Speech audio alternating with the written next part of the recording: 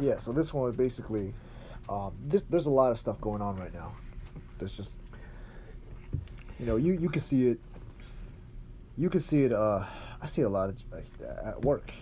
I see it a lot of in my friends. Some of them, they're getting stressed out. There's a lot of frustration right now. I mean, people don't have the social freedom that they are accustomed to, and it's being like stolen from them at this moment, and they don't know what to do with themselves. I can relate. Shoot, people can't even go to church right now. And that's deep. That is deep, A lot of people like to go to church for the sanctuary and to gather with their fellow church members and praise the Lord. And you can't even do that now. It's crazy. The pandemic, the social issues, the raiding, the looting, the police brutality, the murders, the killings. So much going on at this moment. This world is just at this moment. We need a break.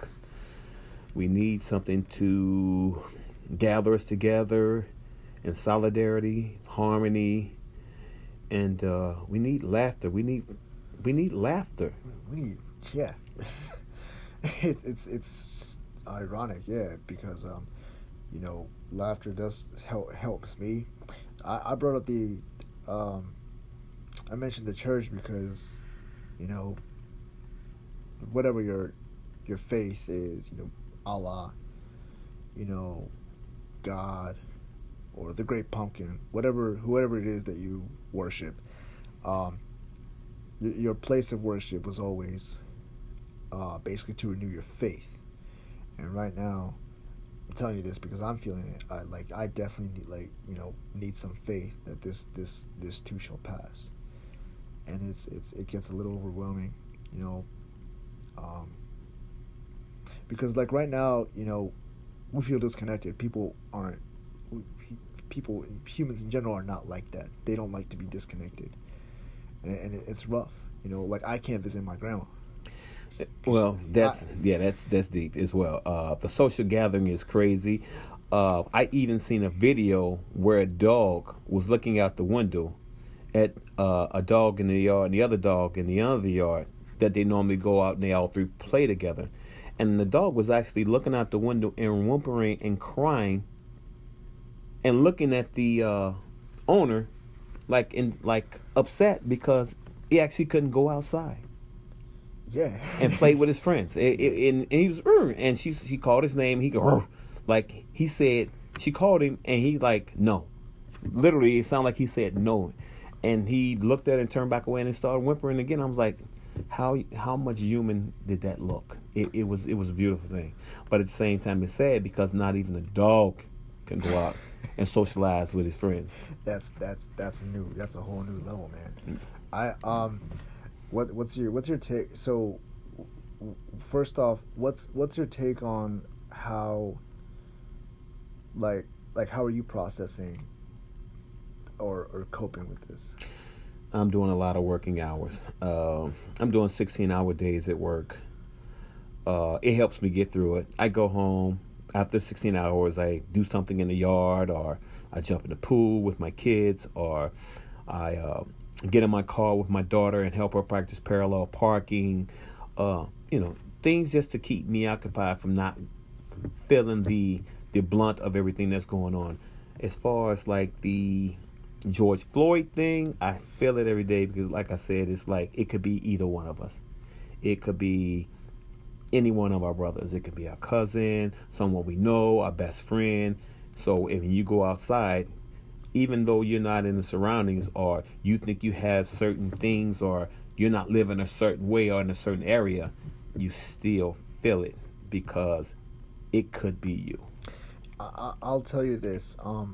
This last couple days really has been really hitting me because I felt a little bad because this incident with George Floyd, I didn't realize how desensitized I was to it. But this was the last straw that broke the camel's back for a lot of people. And now he is the individual for the movement. I mean, whoever he was or whatever he was, it doesn't matter at this moment, because now he is the spark for the movement for change. I hope so, because I mean, there is some change happening. You know, Minneapolis is planning to defund the police completely, which is a shock. I did not expect that. You know, you hear stuff like, let's defund education, let's defund healthcare. And I don't get education and healthcare whatsoever. I really don't. Yeah. How could you defund healthcare and education? Those are the two most important things we should have. Exactly. Especially in the United States, when other countries have it, they have it together. Yeah. They have to where everyone in that country has insurance. And I don't get how the United States can't get it together. I honestly can't. I know it's a lot of greed going on here, and everybody's trying to make a buck.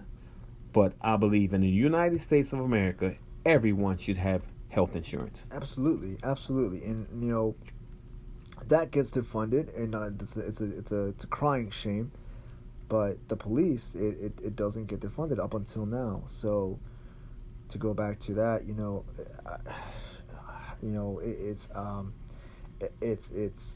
I'm still in shock. I'm still in shock with this whole situation. You know, I still don't really know what to make of it, because I think at the same time you're also going to hear a lot of resistance. You're going to hear some people try to delegitimize the situation. You know, that's always the case. Make the light of what it really is. But I want to ask you on what you had said before.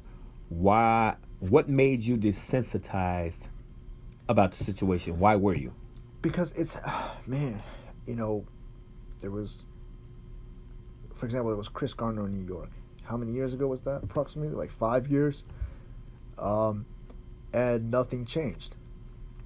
And then there was one case after another, and I mean, I've seen, we have seen cases where it was a child with a little toy gun. He was like a 6-year-old child, and he got shot, and nothing changed. Not only did he get shot, he got shot by multiple officers, not just one. Multiple officers shot the child. A child. Yes. Keyword, child, and nothing changed. And he had a toy gun. Exactly. You know, so it was just the repeated lack of action towards reform, to the way policing the system is. It made me desensitized to it. That's why I feel a little bad. Actually, feel pretty bad, because I feel like there's nothing I can do about it. There's nothing that is usually done, but I'm hopeful that this will change, you know, going forward. You know, there's at least some changes, but it's something that I don't really. So you're saying you're really sensitized because you felt hopeless and you felt like you couldn't bring change to it, so you removed yourself from it. Unfortunately, yes. It's not even that. There is never any action towards it. There was never any action towards having changed, and so when I first heard about it, I was just, it's darn, it's another case again. It's happening again. So I get it. You desensitized yourself because you didn't want to be frustrated about it, so you removed yourself from. I get it. You know, after a while, frustration. I get it. You know, after a while, you hear it happening like every week. It's just like, darn, this. Are we kidding? Like, are you serious? Like, nothing changes. But you know, I do hope that something changes, because I have friends that, you know, I worry about. That, you know, I get it. Yeah. I get it. But not even black, bro. I mean, Hispanic. I mean, I'm Hispanic. I mean, people of color. And it's not just men. It's women as well. Yeah. They're killing women as well. So you can't even put it on a gender. They're killing men. They're killing women. And people of color.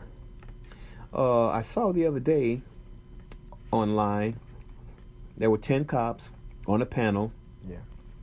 stating how their superiors and their governor made him targeted people of color from 14 to 21. This wouldn't happen to be New York City, would it? I don't remember where it was because I was just so in all of it, Yeah. that to hear what they were saying, how they were to profile people of color 14 to 21, and how they had to be in those neighborhoods to make an arrest. And they had a quota on the arrest. So what the officers were stating were they went to the LBG community, they went to the black community, and they went to the Hispanic community. And they looked for older men, Right. gays, and young boys. If they saw something or didn't see anything, they found something. And the cops were stating how they felt like they were predators, Right. and all the civilians were just prey. You know, Stated, and I quote, you know, if this hadn't happened to me once or twice, I probably wouldn't believe it. Because it's one thing hearing about it in school and another thing living it. I was on my way to work once, and I got pulled over with the excuse that the one flap over my license plate was covering part of the license plate, which made no sense. And I had to tell my manager why I was late to work. Mind you, she's an ex-cop, and I told her what it was, and she was confused. I don't know if she was confused or maybe she just, I don't know, because cops all know what they know. They do. And denial is one thing, or if you remove yourself from it like you did, you said you desensitize yourself. Yeah. And I understand if you don't, you'll be frustrated.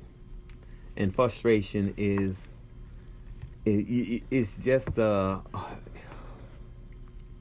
you just don't want to be frustrated because it can do a lot of damage to your psyche. You know, this thing is it has to go away.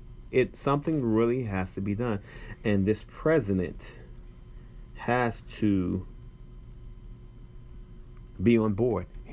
I mean, all the shenanigans and all the craziness and all the attention he's trying to grab, he really has to be on board with this and understand that this is a legitimate problem. It is a problem. Absolutely.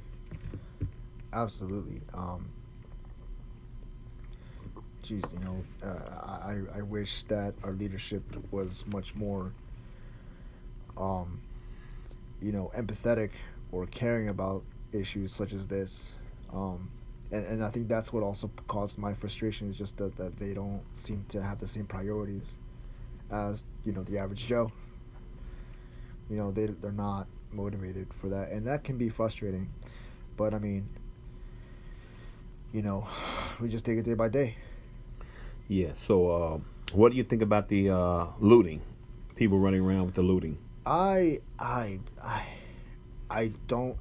don't agree with it. I understand, but I don't agree with it. I can understand the frustration. You know, it's definitely, it's like a, you know, cause and reaction. But you know, people are looting small businesses. You know, don't do that to small businesses. Don't do that at all. But you know, yeah, it's really sticky. It's really gray. Well, in history, this had happened before, to where things were going on and we were trying to make change, to where they affected the economy, to where dollars weren't spent in certain places. They were only gathering to certain locations to uplift the neighborhood. Okay. And that was the protocol. The protocol was to march, affect the economy, loot, and fight for change. That was the order. So now we are in this era, which is 2020, which is so hard to believe that is still going on. And I have friends that I try to talk to that are not of color. I have friends that are Jewish, and there's one in particular that does not get it. He feels that since he thinks that I am doing so well in his eyes, how can I feel the pain of others? And I don't understand what that means. Because I live a certain way, how can I understand what's going on? He don't know. I've been pulled over by the cops. I've never had those type of altercations. I've never had those kind of disrespects toward me.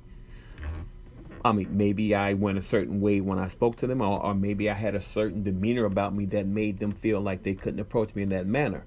Right. But it does not desensitize me to a factor where I can have sympathy or empathy for what's going on to the people that it is happening to. Right. I have brothers, I have nephews, I have nieces, I have cousins, I have uncles, and I have friends that are people of color. So if it doesn't happen to me, which it can, also it can happen to someone that I know. So how can I not feel for someone that I don't know if I'm in the same category that individual's in? Right. I just don't understand it. That's it's funny because I've met one or two people that they don't. It's almost like they don't live in the same world. It's almost as if they don't.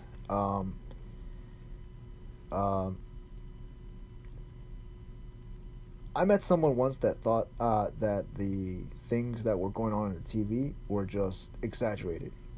I can understand.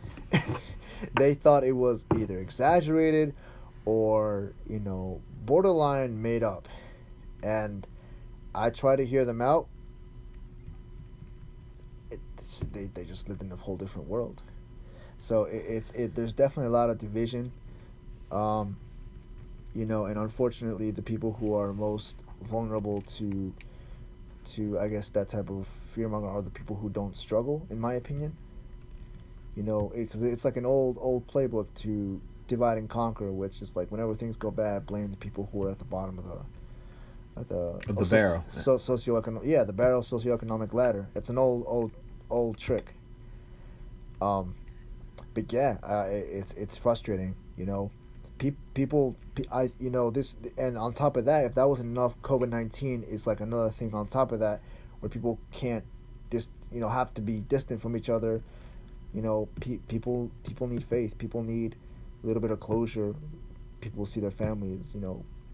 It's a lot going on all at once. And this last thing with George Floyd was just I still don't really know how to process it.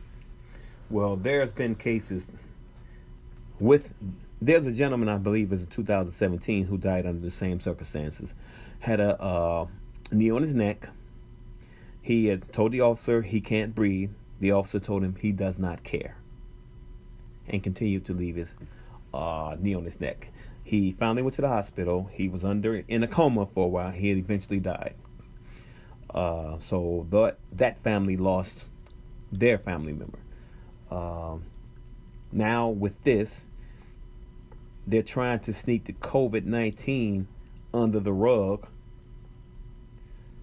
because they're trying to open things back up. So with the George Floyd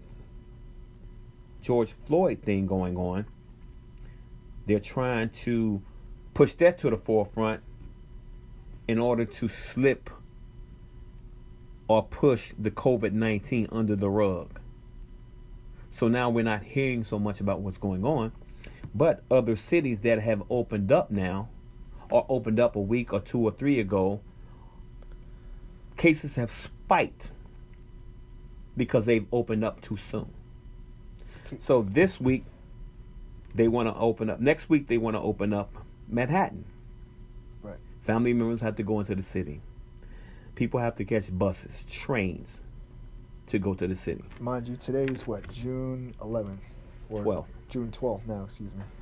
So how are they going to control that? How are you going to control people on the buses? How are you going to control people on the trains? How are you going to control people on the ferries? What's going to be done? So I have a feeling they're going to send everybody back to work. The cases are going to spike again. People are going to be dying again. And then we're going to close it back down. Doesn't make sense. Why not keep it closed until September? Make sure everything is done. Right. Or make sure everything is safe. Have people work from home. Now everyone's safe and jobs are still being done. Yeah. To rush it open and already seeing that cities that have done it early already, it seems like it's being set up to fail. Because there's been 3 or 4 cases now that have failed. So now Manhattan opening, what's to say Manhattan is going to succeed by opening up? I just don't get it. Yeah. Yeah, that's New York City is pretty much, there's like one of the highest cases, if not the highest cases of contamination and deaths in probably the entire country. So it's a very curious thing, it's a bit of a lofty goal in my eyes. It's definitely putting a lot of people in danger. Well, again, set up for failure. Yeah. Again, other cities that have opened up, each and every one, the COVID-19 has spiked higher than it was before. Do you think this will probably make people more distant with each other, or probably help to bring them closer, at least for temporarily? People are not distancing themselves from this. Some people are so willing and so frustrated and wanting to get out there such in a hurry that they're not taking the COVID-19 serious anymore. They're saying, damned if we do, damned if we don't. If it's going to get me, it's going to get me. I want to live my life the way I lived it before. Yep, definitely. So it's like playing Russian roulette with your life or flipping a coin for heads or tails at this moment. Unfortunately, yeah. To a point I understand, because there's no vaccine. There's nothing they can do. And, people feel pushed against the wall. Let me ask you something. If they come out with a vaccine, would you take it? The earliest variations, probably not. I would wait to see that it actually works and functions properly. It's the first forms of the vaccine. I would probably wait just to see. So you're gonna be like the government. You're gonna sit back and experiment on other people to see if it works before you take it. I don't. It's too early to. First of all, the vaccine, from what I've read, the earliest that it'll probably come out is in December. Earliest at the end of 2020. Most likely around February 2021. And how do you get this information, and how do you get this time? Who sets up and says, in this time it can be done, or this is the date it can't be done? If you're looking for it, you're giving yourself, say, in 6 months we should be able to have it. I don't understand. Who sets that date, and how can they set that date to make sure that these are the studies that I've read from,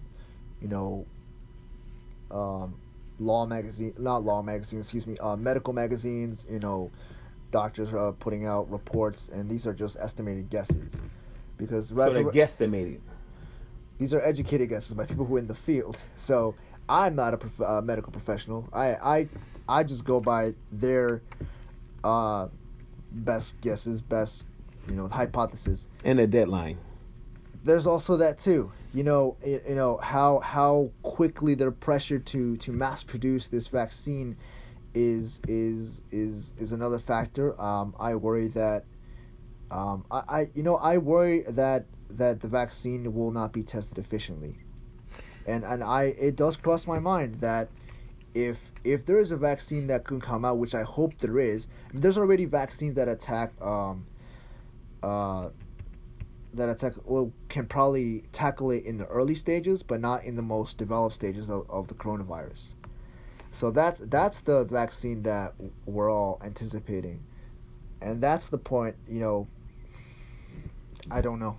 I really don't know. Let me explain something to you. I don't even get the flu shot. There was a case, or there are cases, or there in history, the Tuskegee Airmen were infected with syphilis and gonorrhea, or syphilis. It was one of the two, or both. And they stated that they were being treated for it to make them better, but they never were treated for it. Never treated for it. They were infected with the disease and tested upon, and they kept them and kept testing them until they either died or whatever. What year was this? When was this? This was, I can't remember the year. I read it some time ago, and I've also seen the movie. And they tested on them like they were guinea pigs and infected them with the syphilis disease. Okay. The flu shot, they're infecting you with the flu. Right. I don't take that. So I'm not going to take it. I would never take it, and I would not have my kids take it. And I'm afraid that the government is going to make it to where, in order for our kids to go back to school, they have to take, it's going to be mandatory to take the COVID-19 shot. Absolutely. It's funny that there was actually a report I read today by CNN. It was basically a poll that said parents are worried about when schools will open, and if they do open, what will be the procedure or the terms of them opening up again. That's definitely on people's minds now. That's same with probably similar with like small local businesses here on the East Coast. June 15th, non-essential retail stores will open, and there's probably going to be a protocol and procedure.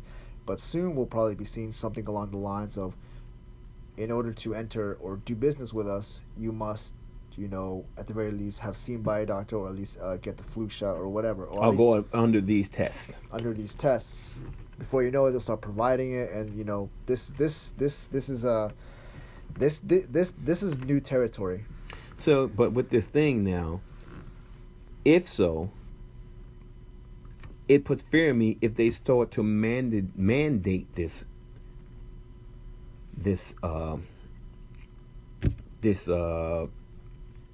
vaccine. If they mandate it, we don't know what they're putting in it.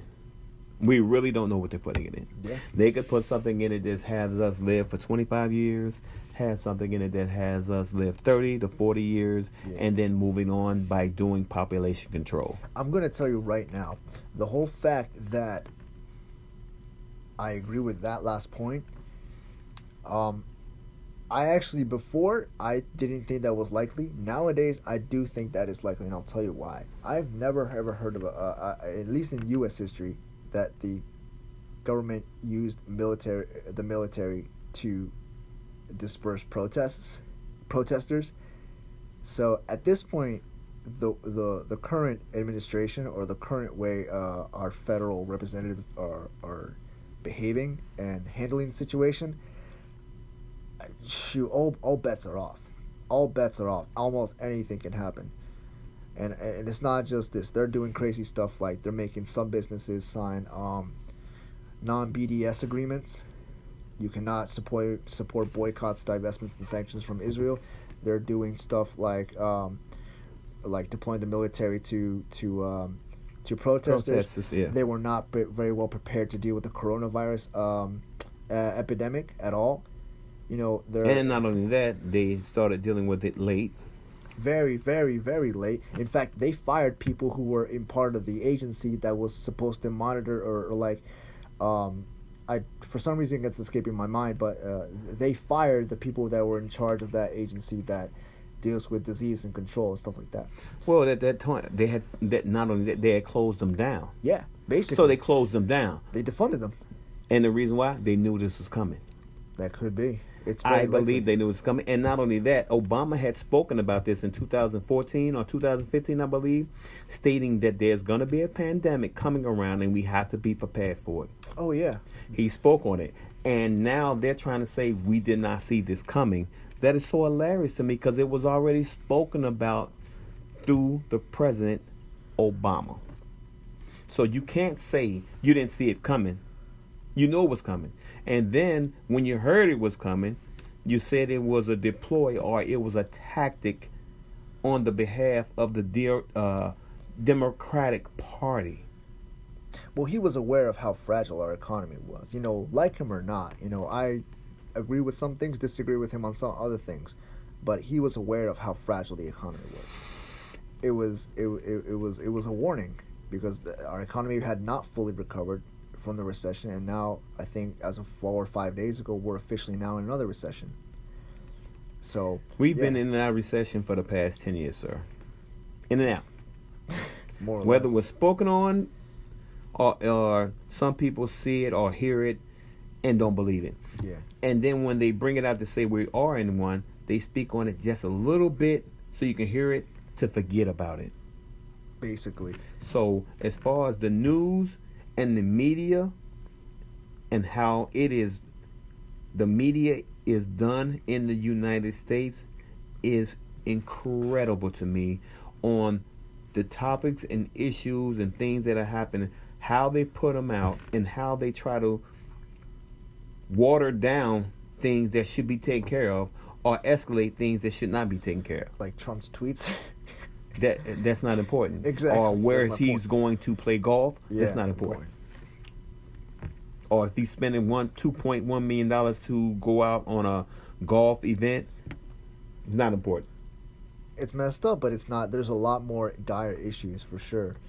I'll tell you this. I don't like the way that the economy is measured. We measure it based on capital, based on GDP. That's not accurate. We should base it based on employment. We should base on full employment, not just partial employment. You know, the unemployment rate was rated based on whether somebody had a job. That doesn't rate whether they have a full-time job or a livable wage. A livable wage is exact. So that's not. You can have a job making $10 an hour, but you have a family of 5. Now, if you were a person exactly. So now, if you're a person who is unemployed and you stop looking, you're technically not in the unemployed category. You're just off the radar, which is another bad way to measure the economy. The economy you can't measure because the numbers aren't right. Yeah, so people are forced to do under the table stuff, which can possibly lead to like black market or illegal stuff, and that's not productive either. But the economy, for the most part, is rated in GDP, and the only people that really are correlated to GDP are people who are doing well. The upper middle class and the 1% of the world, and it's just not accurate. Things. So yeah, the way things are being run today. Yeah, it's sad to say, but yeah, it's some crazy. I wouldn't trust the vaccine. Things are not. Things could be definitely handled much better. And today, more than ever, people need some solace from all the craziness, because to follow up with everything is just overwhelming. Well, I'm here to say, everyone, we need equality. Not just for one race, but the whole human race. We need to come together as one and stop looking down upon each one. We have to fight in this country to be great. We always say, or not us, someone says America the Great or America is great, but it can't be great unless it's great for everyone. You have anything else you want to speak about on PowerSerg? Just don't lose hope. Just hold on to each other and just hang in there for now. All right, everyone, we're going to come to a close. We're going to go get something to settle down with. Like I said, things are frustrating at this moment, so we're trying to just speak our minds and if you people hear this, feel some solidarity or solace from it.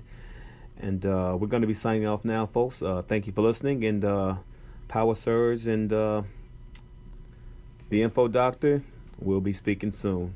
Look forward to hearing from us shortly. Bye now.